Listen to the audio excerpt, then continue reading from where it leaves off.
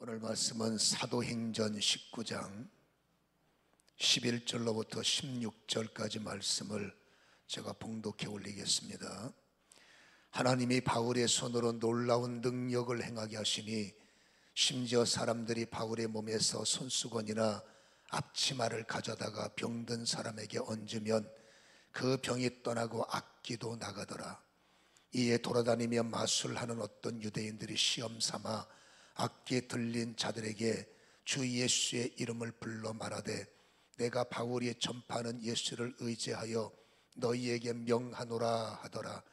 유대의 한 제사장 스게와의 7 아들도 이 일을 행하더니 악기가 대답하여 이르되 내가 예수도 알고 바울도 알거니와 너희는 누구냐 하며 악기 들린 사람이 그에게 뛰어올라 눌러 이기니 그들이 상하여 벗은 몸으로 그 집에서 도망하는지라. 오늘 주어진 본문은 우리에게 영적 세계의 부분적 현상들을, 그 실체들을 우리에게 폭로하고 있음을 압니다. 이 폭로되는 내용들이 우리의 신앙 속에 중요한 요소들도 있기 때문에 우리가 잘 이해하시고, 주어진 본문의 말씀이기 때문에 우리는 잘 이해하시고 기억하시는 이런 은혜가 있기를 바라고요. 오늘 이 말씀의 배경을 먼저 바라보면 바울 목사님의 사역의 현장을 우리에게 소개하고 있지 않습니까? 제가 누누이 말씀드리지만 그때와 지금은 많이 달라요. 지금은 누가 신앙생활 핍박하는 사람 스스로 힘들어서 어렵지 외부적 요소가 얼마나 있겠습니까? 이때처럼 교회 나간다고 감옥에 가두겠습니까? 예수 믿는다고 여러분 죽이겠습니까? 근데 이때는 죽었단 말이에요. 이때는 갇힌단 말입니다.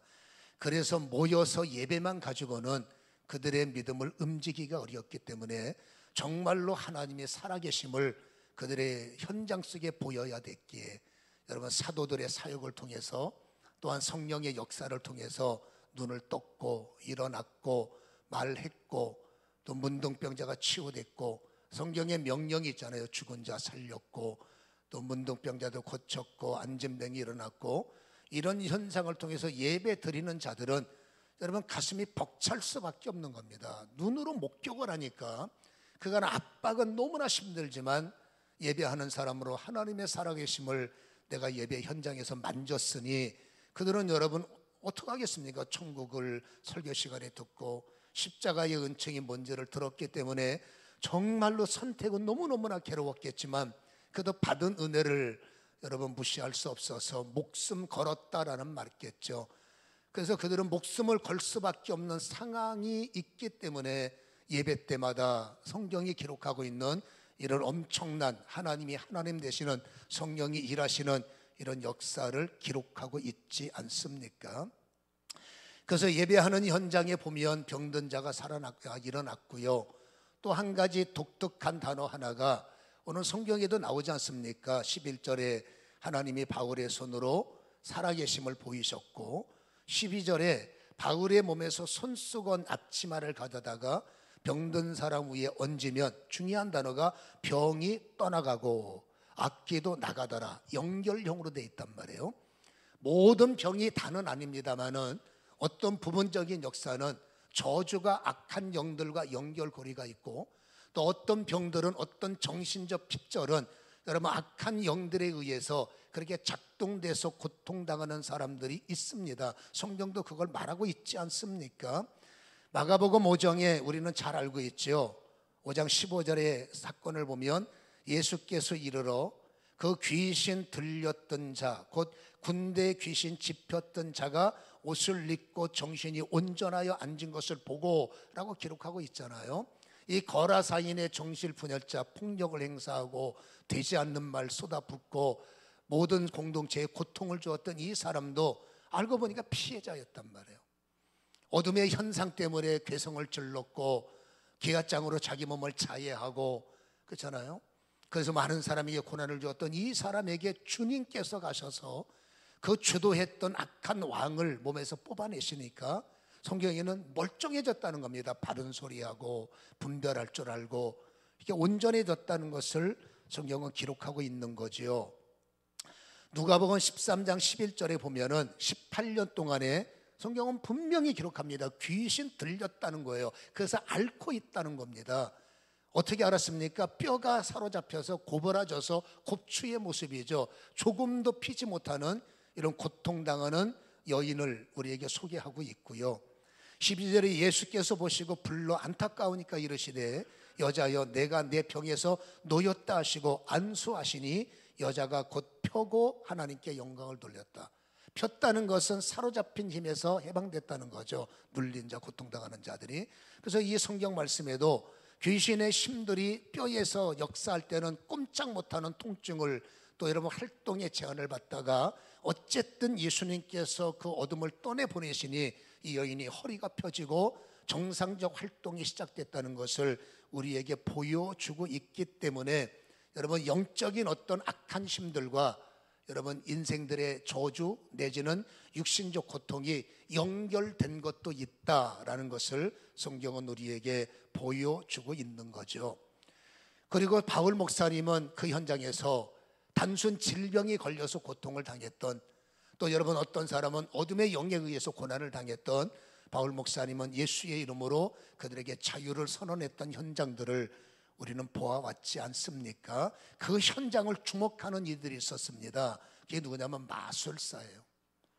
여러분 마술사들은 속임수지만 이 당시의 마술사들은 단순히 즐겁게 하기 위한 여러분 그 마술을 행하는 것이 아니라 여러분 주술적 행위, 그 다음에 신앙이 가미된, 좋지 못한 종교가 가미된 그런 마술들을 우리가 본문은 안 읽었습니다만 그 뒤에 보면 여러분 수많은 마술에 관련된 종교 서적들을 사람들을 핍박시키는 것들을 불태워버리는 일들이 다음 절에 기록되고 있지 않습니까? 우리가 이해하는 마술사와 이 당시의 활동에서 마술사는 결이 다르다는 것을 우리는 이해할 필요가 있고요. 그들이 주목하는 겁니다. 그리고 좋아하는 겁니다. 여러분 이들은 주술사, 마술사, 영적 관련자들이기 때문에 이들은 영의 세계를 이해하는 존재들이고, 아니 영의 세계에 사로잡혔고 안타깝게도 그들이 추구하는 영은 온전한 영이 아님을 우리는 알지 않습니까? 그들은 이런 어둠의 영에 사로잡혀 그들의 목적을 이뤄가는 사람들입니다. 그러다가 여러분 소문을 듣고 달려오니까 희한한 겁니다. 놀라운 겁니다. 듣지도 보지도, 여러분 당신네들이 행하지도 못했던 일들을 저 한 사람이 행하니 수많은 사람들이 열광하고 수많은 사람들이 좋아하고, 그러니 이들은 여러분 목적이 생긴 겁니다. 저 사람의 저 힘이 우리의 힘이 될 수 있다면 여러분 그게 목적이 되는 거죠. 그러면 우리 인생 신바람 나겠다. 헌금도 많이 들어올 것이고 인기몰이도 될 것이고, 야 이거 괜찮겠다. 그래서 불선한 목적을 가지고 그대로 흉내를 내는 모습을 13절은 말하고 있잖아요. 돌아다니는 마술하는 유대인이 시험 삼아 악기 들린 자들에게 주 예수의 이름을 불러 말하되 내가 바울이 전파하는 예수를 의지하여 너희에게 명령하노라. 그리고 유대의 한 제사장 스게와의 7 아들도 바보들처럼 똑같은 일을, 제사장의 아들이 이러면 안 되는데 똑같은 일을 행했을 때 일어나는 어떤 현상을 우리에게 보여주고 있는 거죠. 여러분 바울의 영의 세계를 자신들의 접목하려고 했고 결국 그것을 여러분 이들은 실험을 하는 것이 13절의 말씀이었어요. 그리고 실험의 결과를 보시기 바랍니다. 처참했습니다. 여러분 그들에게 짓밟혔습니다. 15절에 분명히 말하죠. 악기가 대답하되 내가 예수도 알고 바울도 아는데 너희는 도대체 누구냐 하면서 16절에 악기 들린 심히 여러분 그들을 제압해서 그들을 상하게 했다. 이게 심각한 타격이에요. 저는 목회자로서 좀 독특한 사역을 하고 있고 이러한 현장에 노출되는 사역을 20년 넘게 30년 가까이 진행을 하고 있기 때문에 저는 이들이 타격을 받은 것이 어떤 의미라는 것을 저는 누구보다 잘 알고 있습니다. 일반적으로 질병의 타격이 아니라 어둠의 영들에게 타격을 받으면 정신적 핍절이 오고 결국 그거를 회복 못하면 거라 사연에 고통당하는 사람이 남의 이야기가 아닐 수 있음을 우리는 알 수가 있다는 거죠. 그래서 이러한 여러분 실험이 얼마나 바보 같은 짓임을 성경은 명확하게 우리에게 보여주고 있기 때문에 조심할 일이라는 거죠. 여러분 근데 오늘 성경에는 중요한 것은 폭로를 하는데 하나님이 폭로하는 것이 아니라 사단들 자체가 악한 영들이 폭로하는 현장이라는 것입니다. 그들이 폭로하는 것을 우리는 주목할 필요가 있다는 것인데요, 여러분 오늘 성경에 보면 15절에 악기가 폭로합니다. 이렇게 말합니다. 내가 예수도 알다. 여기서 알다라는 단어는 기노스코예요. 여러분 히브리 말로는 야답니다. 안다는 것은 이론에 아는 것이 아니라 기노스코는 체험적, 분명히 만졌고 분명히 경험했고 분명히 하나가 되었고, 이게 기노스코. 남녀가 따로 있다가 결혼하는 이 결혼이 기노스코 알미거든요. 여러분 이게 말이 되는 것이, 사단은 원래부터 타락한 영이 아니라 천사장이었다는 걸 알지 않습니까? 그리고 피조된 존재가 주제 파악 못해서 너무 잘 되다 보니 그렇죠, 하나님을 대적하고자 하여 하늘에 최초의 전쟁이 있었고 그들의 3분의 1이 용처럼 이 땅에 떨어졌다는 것을 계시록은 우리에게 보여주고 있지 않습니까?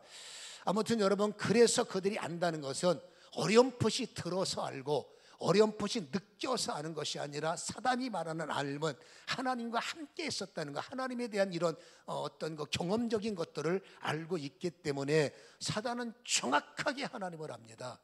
하나님이 우리를 심판해 주라는 것을 하나님은, 이 사단은 알고 있고, 여러분 사단은 하나님이 얼마나 두려운 존재임을 그들은 여러분 기노스코하고 있다는 거예요.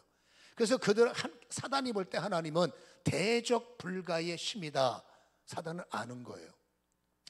그래서 자신들은 하나님의 명령대로 지금은 잠시 제한적인 활동을 하고 있지만, 사단은 그래도 하나님의 명령에 꼼짝할 수 없는 존재임을 우리는 안다라고 그들 스스로가 폭로하는 겁니다. 그러니까 결론은 이겁니다. 사단이 볼 때는 하나님은 우리에게 공포의 대상입니다. 우리는 알아야 됩니다. 여러분, 하나님의 사람들은 이해해야 됩니다. 우리는 사단을 공포의 대상으로 느끼고 있지 않아요? 우리는 어둠의 영을 두려워하고 있지 않습니까? 예전에는 그렇게 살았지만 이제 우리가 신분이 바뀌었다면, 여러분 우리는 알아야 될 것입니다. 사단은 하나님을 두려워하고 있고 사단은 성령님을 공포의 대상으로 느끼고, 나는 그 하나님의 심 속에 사는 자요, 나는 성령의 인침 속에 살기 때문에 우리가 왜 사단을 두려워해야 됩니까? 오히려 사단이 예수 믿는 나를 두려워하는, 여러분 신분의 변화가 일어났음을 성도들은 이해할 필요가 있다라는 것입니다. 오늘 이 사단이 또 하나 폭로가, 나는 이렇게 하나님을 알고 있다라고 말하면서 두 번째 중요한 정보 하나가 있습니다. 바울도 알고라고 말합니다. 여러분 잘 들어보세요. 사단은 바울을 알아요. 왜 아는 줄 아십니까? 사단은 거듭난 자를 안다는 의미예요. 바울은 믿음의 사람의 대표주자고, 사단은 여러분 거듭난 자를 안다라는 뜻인데, 이 거듭났다라는 것을 이 말씀에 비춰 우리가 이해를 한다면, 거듭남은 이런 겁니다. 영적 호적 정리다. 우리가 여러분 예전에는 어쩔 수 없이 노마서가 죄중에서 우리는 출생했다. 그래서 노마서의 강조점은 의인은 없나니 믿음으로 볼 때 한 명도 없다. 모든 사람이 죄를 범하였기 때문에 하나님의 영광에 이르지 못한다. 이게 노마서의 눈이에요. 그래서 우리는 죄 중에 출생했고 죄 중에 살아가고, 보는 것도 죄요 말하는 것도 죄요, 선도 있지만 근본적으로 인간은 죄인이다를 선언한 것이 노마서의 말씀 아니겠습니까? 그러니까 어쩔 수 없이 죄인이었기 때문에 여러분 사단은 우리를 관리하는 거예요. 죄인이기 때문에 나는 사단의 관리 대상이었고, 우리의 약점을 낱낱이 파악하고 있는 사단은 인간의 치명적 애킬레스건을 결정적 순간에 발 뒤꿈치를 창세기 3장 15절 물듯이 될 만하면 물어서 다운시키고, 설만하면 물어서 번아웃시키고, 뭔가 일어날 만하면 여러분 절대로 사단이 우리가 믿음 가운데 일어나는 것을 좋아하겠습니까? 그러니까 사단은 여러분 믿기 전에는 우리를 관리 대상이었는데, 거듭났는 순간에 우리는 하나님의 시민권자가 되는 겁니다. 신분의 변화라는 거죠. 중요한 것이 뭡니까? 거듭나는 순간에 성령이 나를 인친다는 거예요. 여러분 인친다는 것은 호적을 바꿔버린다는 겁니다. 사단의 나라의 호적에서 여러분 지옥 갈 그 명단에 대기하고 있는 이름을 우리가 예수를 영접하고 하나님의 자녀가 되는 권세를 얻는 순간에 여러분 성령께서 그 인침 속에 사단의 명단에서 나를 뽑아 올려서 여러분 하나님 나라의 시민권자로 등록을 바꿔버린다는 겁니다. 그거 보세요. 거듭나는 행복이 여기 있습니다. 예전에 거듭나기 전에 사단이 나를 관리했어요. 그래서 여러분 순간순간마다 독을 뿜고 생각을 망가뜨리고 여러분 하나님을 부정하게 만들고 의롭지만 여러분 그 의를 파괴하는 것이 사단의 교묘한 전술이었지만 예수를 영접하는 순간에 신분의 변화가 나서 성령이 너는 내 거야, 너는 하나님의 거야 인치는 순간에 여러분 우리는 어떻게 될까? 사단의 관리 대상에서 거꾸로 사단을 대적할 수 있는 힘의 사람으로 여러분 신분의 상승, 신분의 변화뿐만이 아니라 신분의 상승이 일어난 것이 이 거듭남의 핵심이라는 것을 우리는 이해할 필요가 있다라는 것입니다. 그래서 사단이 이렇게 폭로하죠. 나도 바울을 알아. 예수를 아는 것처럼 바울을 알아. 예수님이 우리를 심판하는 것처럼 바울이 그러한 권세가 있는 걸 나는 알아. 거듭난 존재고 성령이 인쳤고 성령이 보증했기 때문에 우리는 바울을 알아. 이제는 바울의 명령에도 꼼짝없이 우리는 쫓겨날 수밖에 없는 존재임을 우리는 알기 때문에 바울도 알고 예수도 알고 그런 의미를 우리에게 폭로해 주고 있다라는 거죠. 예수가 왕이시고 그 왕의 권한을 위임받은 우리 성도는 그런 존재들이기 때문에 이게 영적인 얼마나 자부심입니까? 돈 몇 푼의 문제가 아니라 우리는 영적 신분의 변화와 영적 신분의 상승이 이루어졌다는 것이 우리의 행복이어야 되고 진리의 여러분 은혜여야 됨을 우리는 기억하시기를 주님의 이름으로 간절히 소원합니다. 여러분 사단으로 볼 때는 이제는 관리 대상이 아니라 우리는 성경을 그대로 액면 그대로 접목한다면 우리가 공포의 대상이 되어야 되는 거예요. 내가 사단을 공포스럽게 여기는 것이 아니라 예수의 이름을 부르는 나, 성령의 인침받고 사는 나, 성령의 보증 속에 사는 나. 여러분 내가 예수의 이름으로 기도할 때 여러분 사단이 너는 누구냐 이러면 곤란해지는 거예요. 세 번째 폭로가 뭡니까? 너는 누구냐. 여러분 자격이 없는 인간들이 불순한 목적을 이용해서 교회를 악용하고 예수 이름을 팔아서 우리의 목적을 이용해보자 불순한 의도를 가진 자격 없는 사람들이 바울이 믿는 예수의 이름으로 명하노니 떠나가라 라고 명령했을 때 이건 여러분 의미 있는 명령이에요. 사단 나라를 푸시고 사단의 힘들을 파괴하는 의도를 가지고 사단이 볼 때입니다. 이러한 불순한 의도를 가지고 공격했을 때 우리도 마찬가지입니다. 사단을 파괴시키는 거예요. 우리 몸에 오랫동안 30년 40년 정신세계에 사단이 집을 짓고 어떤 사람은 여러분 오랫동안 암병을 주도할 수 있는 몸을 망가뜨리는 세력을 주도해서 이제 죽일만 하니까 이제 정신세계를 무너뜨려서 완전히 분리시킬만 하니까 어느새 이 인간이 복음을 받아들이고 거듭나 버리니 그날부터 성령이 인치셔서 꼼짝하지 마라. 그날부터 성령이 보증하셔서 하나님의 명령이 들어라. 이걸 사단이 안다는 겁니다. 거듭나는 순간에 여러분 사단은 머리가 아파지는 거겠죠. 관리 대상이 아니라 이제 우리를 공격하는 대상으로 바뀌었으니 신분 변화와 신분 상승 중요한 말입니다. 예수를 믿는 순간에 그냥 믿는 것이 아니라 생각을 하면서 내가 예수 믿는 것이 무엇일까를 말씀을 받았으면 생각을 하면서 가시는 것이 사는 것에 아름다움이 있지 않겠습니까? 이 멋진 거잖아요. 근데 자격 없는 자들이 여러분 대적을 하잖아요. 이들은 자격이 없어. 예수를 영접한 사람들이 아니에요. 장난삼아 목사님이 저런 사역하니까 흉내를 한번 내볼까? 이건 목적이 없는 거예요. 목적 없이 예수를 명하는 귀신아 떠나가라 예를 들어서 목적 없이 예수를 명하는 흉내를 내고 이건 사단이 대꾸도 안 합니다. 내 명확한 목적을 가지고 여러분 사단의 나라를 공격할 때 중요한 게 있습니다. 그 명령하는 주체가 여러분 잘 보세요. 성령의 인침이 없으면 큰일 나는 거예요. 성령의 보증이 없으면 큰일 나는 겁니다. 성경 고린도후서 1장 22절에 그가 또한 우리에게 인치시고 보증으로 우리 마음에 성령을 주셨느니라 했잖아요. 우리가 여러분 선언할 때 성령이 나에게 인치셔야 되고 우리가 명령할 때 하나님께서 내 거야 우리 가족이야 그럴 만한 권세 엑소시아가 있어 영접하는 자 곧 그 이름을 믿는 자들에게는 하나님의 엑소시아 자녀가 되는 권세를 주셨으니 여러분 사복 입은 사람이 지나가는 차 위반했다고 잡으면 욕을 얻어먹겠죠. 그러나 여러분 정복을 입은 분이 위반하는 자를 향해서 손을 들면 서야 되는 겁니다. 그 정복이 뭡니까? 엑소시아 고난이에요. 여러분 성도는 엑소시아의 옷을 입은 사람들입니다. 그래서 여러분 하나님의 권한을 가지고 우리는 제압할 수 있을 때, 제압하려고 할 때 성령이 마저 인치시고 성령이 말대로 따라가라고 보증하시고, 그것이 바로 인침과 보증의 역사인데, 이것도 없이 흉내를 내고 어설프게 흉내를 내고 여러분 엉뚱한 목적을 가지고 그냥 아무데나 예수 이름으로 명한다, 그렇게 어둠의 걸 공격한다면 자칫 잘못하면 험한 꼴을 당할 수도 있고, 여러분 어려움을, 이건 사실적 표현이지 않습니까? 이렇게 어둠들에게 해를 받을 수 있다는 것을 우리는 기억하고, 의미 없는 선언은 괜찮지만 정말로 맘먹고 사단아 떠나가라. 근데 과연 내가 그 말할 때 인침을 받은 사람입니까?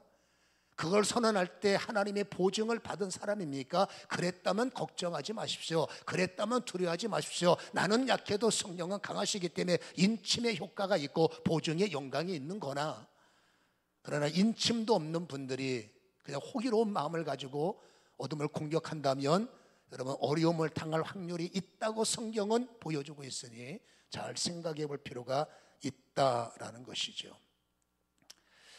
그러니까 사단의 입장에서 볼 때는 관리 대상자가 공격 대상자가 된다, 그냥 이해롭게 이해하기 쉽기 위해서 말한 겁니다. 얼마나 자존심 상하겠어요. 오랫동안 공들여서 망가뜨려 놨더니 순식간에 복음을 받아서 신분이 변화돼 오히려 상승이 돼 건드릴 수 있는 존재가 아니야. 왜? 인쳐버렸잖아. 그때마다 성령이 보증해 주시잖아. 근데 중요한 게 있습니다. 여러분 성령의 인침을 받고 보증을 받은 사람들을 압제할 수는 없어요. 악한 영들이. 왜? 성령이 보증하니까. 그러나 버틸 수는 있어. 여러분 하루아침에 거듭났다고 믿음이 상승되는 건 아니잖아요. 거듭은 나서 인침과 보증은 당하지만 믿음은 깊지는 않지 않습니까? 그러니까 믿음이 약하기 때문에 사단은 보세요. 관리 대상자가 공격의 대상자가 됐어요. 자존심은 상하지만 말을 들을 수밖에 없지만 이거는 할 수 있습니다. 버틸 수는 있다는 거예요. 올해는 못 가겠지만 버텨서 안 들은 척, 버텨서 기도하는 자가 별 것 없는 것처럼 본인들은 고통을 당하겠지만 사단은 여러분 교묘하게 숙입니다. 힘들어도 힘들지 않은 척. 그럴 수가 있더라는 겁니다. 어둠의 영들은. 그러나 기도하는 자가 실족되도록, 그러니까는 사단이 볼 때 여러분 거듭난 자를 향해서 무력화시키는 것이 그들의 마지막 전술입니다. 믿음의 사람들이 신바람이 나고 믿음의 사람들이 정말 마음이 뜨거워서 야 이러면 여러분 믿음이 성장하잖아. 근데 혹시라도 영적 대상이 중간에 껴있다면 그 인간의 축복을 주도하는 것, 축복을 저주로 바꾸는 힘이 어둠의 힘이라면 안 되는 것처럼, 그렇죠? 힘이 없는 것처럼. 그래서 이게 전략입니다. 그래서 기도하는 사람을 번아웃시키고 기도하는 사람을 낙심시키는 것, 거듭난 자를 무력화시키는 것이 아하 사단의 전술 중의 전술이구나. 이거를 여러분 인식하시기를 다시 한번 주님의 이름으로 간절히 소원합니다. 그렇다면 거듭난 자의 전술이 뭘까? 저항하고 버티고 있는 저 사단을 무력화시킬 수 있는 전술이 뭘까? 당연히 우리도 사단을 무력화시켜야 돼요.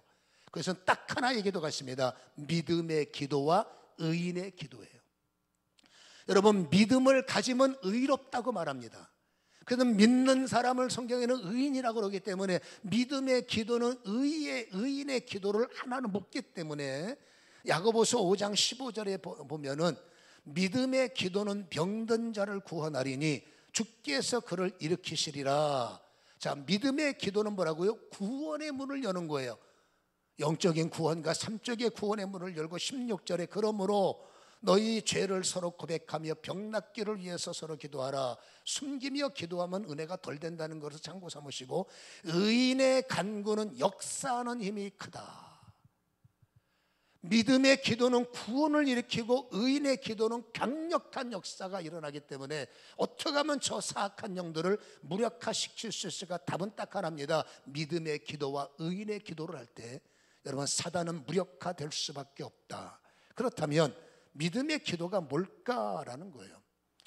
여러분, 성경에는 믿음으로 하지 않는 것은 전부 다 죄다라고 정의합니다. 이게 참 깊은 내용이기 때문에 짧은 시간에 설명할 수가 없어서 돌아오는 금요일이나 아니면 돌아오는 주일날 한 번 더 다루겠는데, 로마서 14장의 중요한 말씀이 23절에 여러분 마지막 절에 보면 믿음을 따라 하지 않는 것은 전부 다 죄다, 지금 깊게 생각을 해볼 문제들을 소개하고 있단 말이에요. 그렇다면 이제 생략을 하고, 여러분 믿음 없이 하는 것의 반대는 믿음이 있게 하라는 건데, 믿음이 있는 게 뭘까? 너무나 광범위한 여러분 주제이기 때문에 이거다라고 말할 수 없지만은 우리가 조금을 압축을 해본다면, 여러분 성경의 마태복음 8장 25절 26절을 보면 예수님의 제자들이 주님의 역사를 눈으로 목격하고 기쁜 마음으로 배에 함께 동승했어요. 여러분, 주님은 피곤하셨기 때문에 주무셨고 생각지 못했던 풍랑이 올라오더니 배를 때리기 시작하는 겁니다. 베드로는 압니다. 이 풍랑을 그냥 뒀다가는 여러분 고통을 침몰할 수도 있다는 것을.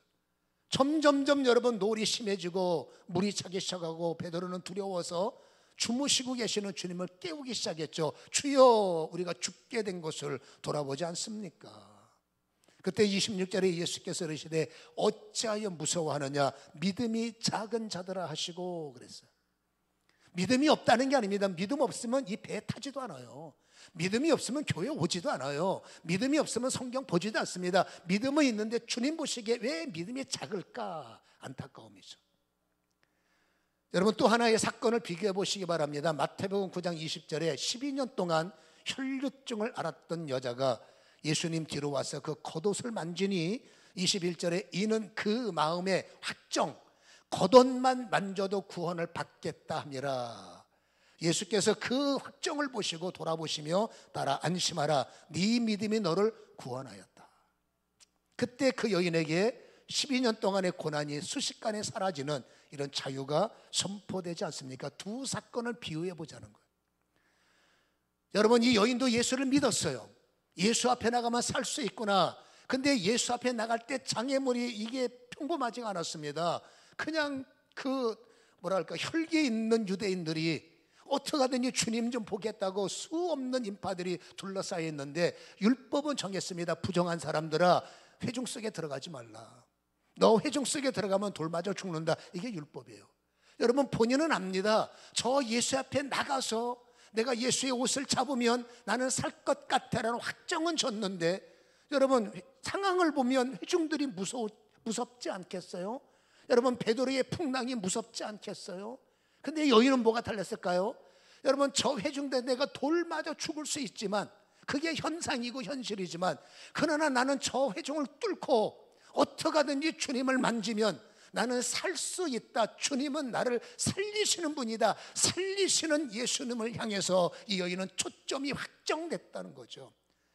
죽음을 무섭지 않은 사람이 어디 있습니까? 누구나 두려우면 죽음은 두려운데, 믿음이 뭡니까? 죽음을 파는 곳이 아니라 살리시는 예수의 마음을 두고, 나를 일으키시는 예수의 초점을 두고, 여러분 주변을 보는 게 아니라 저분을 어떻게 하든지 만지면 나는 살아날 수 있어. 그래서 여러분 독특하게 그 여인에게 너의 믿음이 크도다, 믿음이 좋도다 선포하지 않습니까? 믿음이 뭡니까? 확정입니다. 여러분, 제자들 확정이 없는 거예요. 믿음은 있지만 작은 겁니다.